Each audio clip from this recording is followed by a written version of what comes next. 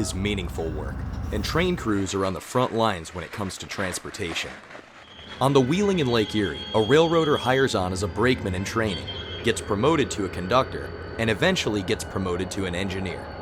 Let's take a look at what life is like through the voices of real railroaders to understand more about the lifestyle, working environment, responsibilities, and training.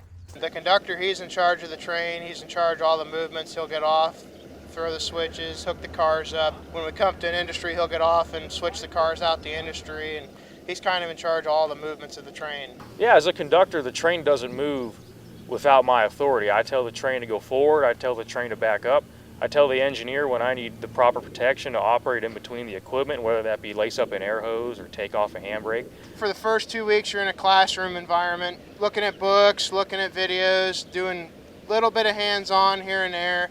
After that's been completed, you'll spend about 2 months getting 240 hours worth of on-the-job training. You'll go with crews, you'll kind of follow them along with what they do during the day, and you'll kind of train with them. Yeah, today we were learning how to get on and off moving equipment and how to judge the safety appliances, make sure they're okay.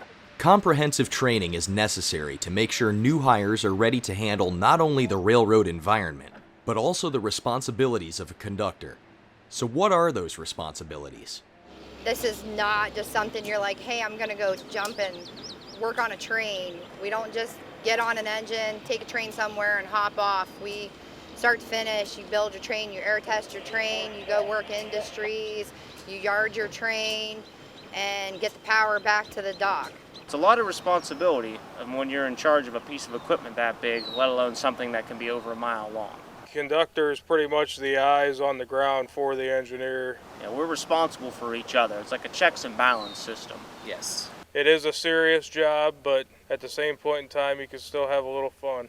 I love railroading. I like working outdoors. I get to meet different people. I get to go different places that I necessarily wouldn't go. I'm actually a previous railroader, and Wheeling Lake Erie really has a fantastic mindset of how to railroad. I believe with the smaller railroad, it's more of a family environment. Everybody knows everybody and looking out for each other.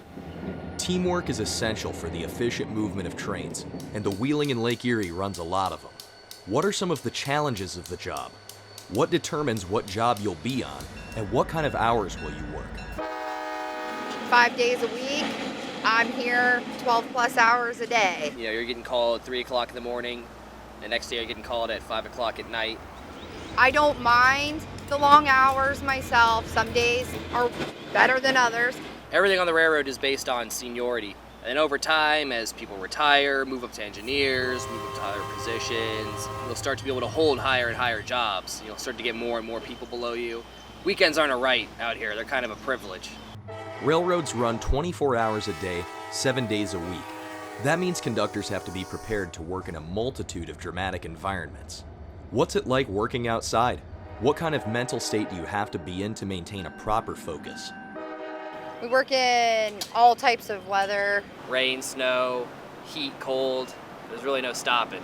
In the winter, it slows everything down because you get a lot of snow. You have to clean your switches out, watch where you're walking. You're out walking on ballast. It's like walking on golf balls. Watch for holes. Everything is a slip and fall factor out here, so you always have to be on your A game. Eventually, conductors have to become engineers. What can you expect out of your career path on the railroad? Eventually, every conductor on the Wheeling and Lake Erie has to become an engineer. It's a lot of responsibility as an engineer. I mean, I've had everything from just light locomotives, which just locomotives by themselves, to 18,000-ton, 2-mile-long trains.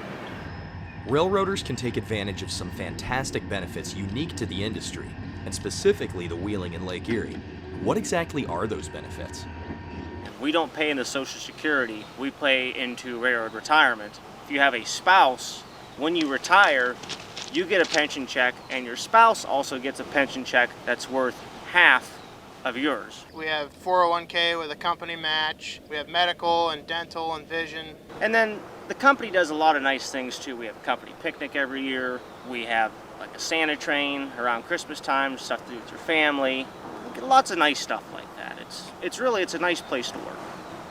Being a conductor is not without its challenges, but if this lifestyle is for you, It can be a rewarding career that always presents a new challenge, and with every challenge, a satisfaction.